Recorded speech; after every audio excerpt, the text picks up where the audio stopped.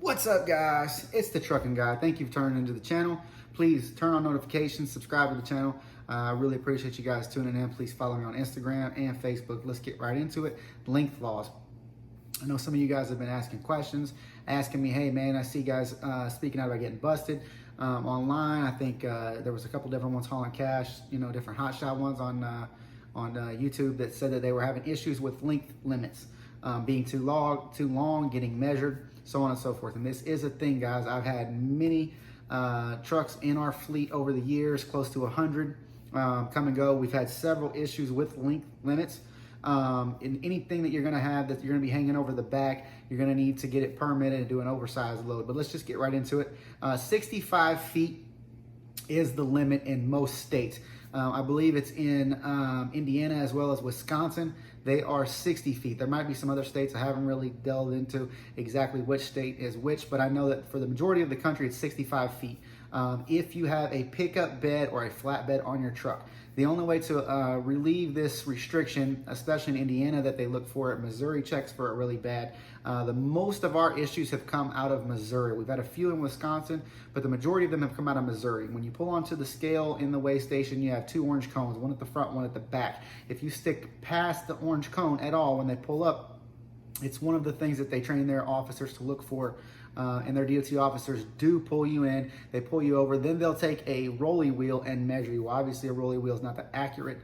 It's fairly accurate, but not 100%. So, I mean, the best thing is just to put a tape on your equipment, guys, and see what you are from front to back. Most Hotshot trucks, if you hook up a 40-foot gooseneck with a new Ram, a new Chevy, or a new Ford, you're gonna be like 65.8, 65.9. So you are over the limit. Now, they do leave you alone for the 9 inches. Not had a ticket for that. But we have been measured, we have been warned, and we've never been ticketed. And I mean warned probably in excess of 15 to 20 times that we've been measured or had some of our trucks measured, and it has been an issue. Now, the way to eliminate this problem, if you are longer, like the mega cabs, for instance, if you're pulling a 40-foot trailer with a mega cab, you are over the length. One of the ways that you can avoid this problem or this citation, it is a pretty hefty fine, guys. And it also goes on your safety score, okay? And they can, I believe, place you out of service for this as well because you're over the legal length limit without a permit, basically. I guess if you were hauling loads that you knew of a specific lane consistently, you could get a oversized permit for the year to pull back and forth in those lanes.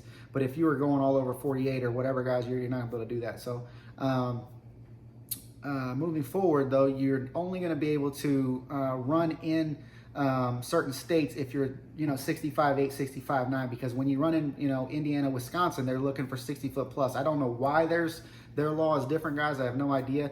But what I do know is that the only way to eliminate this problem is by getting a cabin chassis type truck, or taking the bed off of your truck and running a cabin chassis setup, which means you put fenders over the tires because it's a requirement by DOT. Put your fifth wheel setup or your gooseball setup on the frame, and then run mud flaps, tail lights, and that's considered a cabin chassis. Now, also, you would have to go turn your truck into a tractor.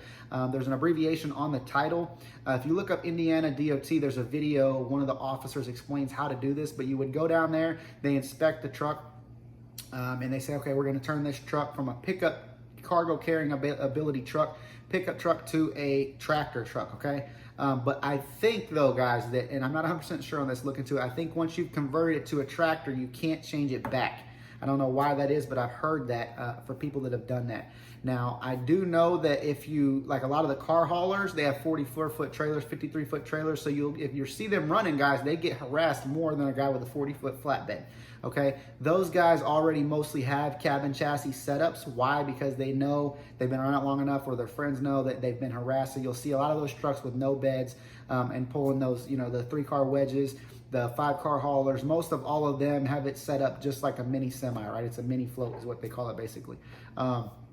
So basically, if you want to do that, you have to pull the bed off, convert it to a cabin chassis setup, and you don't have to, because they're going to leave you alone 9 times out of 10. They're not really going to look for that. Indiana told, I think, the guy hauling cash there that they don't look for the title change. They just look to make sure you don't have the bed on the truck.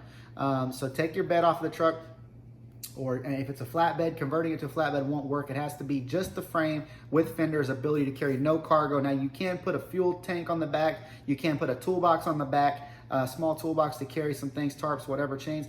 But I know a lot of guys have done it. In fact, we have some in our fleet right now that are cabin chassis setups. I've personally had several F450s, the Cummins, 4500 series, where we didn't have the bed. They were cabin chassis only setups, like this here.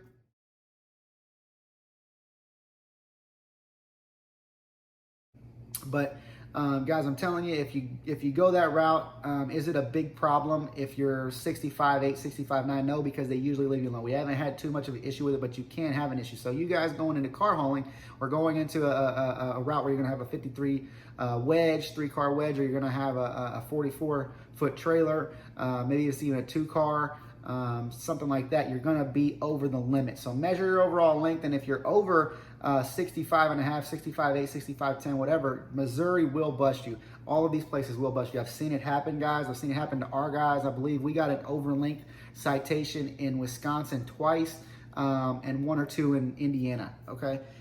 It's been some time ago. I don't remember exactly what the fines were, but we did get those. We did have to deal with it at that point in time.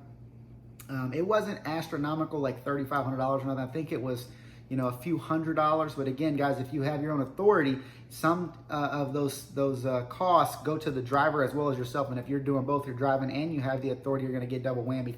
Like for a cell phone violation, if you get caught in a commercial motor vehicle, I think it's like $1,500 to $2,500 for the driver. And then they also issue a citation to the company that's like $3,500 or $5,000 to the company. So if you're driving and they hit you, and as well as they hit your authority, you're getting double whammied on that, guys. But basically, that's the options that you have, is to convert to a cabin chassis truck. I recommend doing it anyway if you're gonna do this every day, guys. A lot of guys I see on there, I want my pickup, when I'm gonna use it at the house and this and that. When you're home, are you really gonna use it that much? Are you really going to use the truck that much? Not to mention the extra wear and tear on it. If you're running 5-6 days a week, commercially, and then you get home, most of the time, man, I'm gonna tell you, I did it. I came home, I didn't even drive. My wife drove me everywhere. I didn't want to drive because I drove every day for a living, 11 hours a day, right? So you guys that say that, what are you really gonna use your truck for? And why can you not have another truck? Are you really gonna drive the truck? Why can't you drive it, get a cheapo truck to keep at the house, get a different vehicle? I have mini trucks. You're making good money. You can afford it. Leave that one hooked up at a storage facility, a tow yard, or in the backyard, and just, run it commercially, man. You don't ever have to unhook the trailer when you're at home. You can leave it hooked up. You don't have to drive. You don't have to worry about e-log problems, running personal conveyance. You don't have to worry about a lot of issues that you're going to run into, guys. So that's my opinion. When you get home, park that thing, have you another truck, something that's maybe cooler, that's lifted, that you can customize, make it your own if you guys want to do that with the window tint and everything else. And just leave that commercial motor vehicle set up as a commercial motor vehicle, just like the guys that bring semis home and they don't drive them to the grocery store, guys. You're leaving them at the yard or whatever. So that's my 2 cents, man. I appreciate you guys tuning in. Again, please turn notifications, give me a comment if you could. Follow me on Instagram as well as Facebook. Let me know if you guys need anything at all. I'd be glad to help you.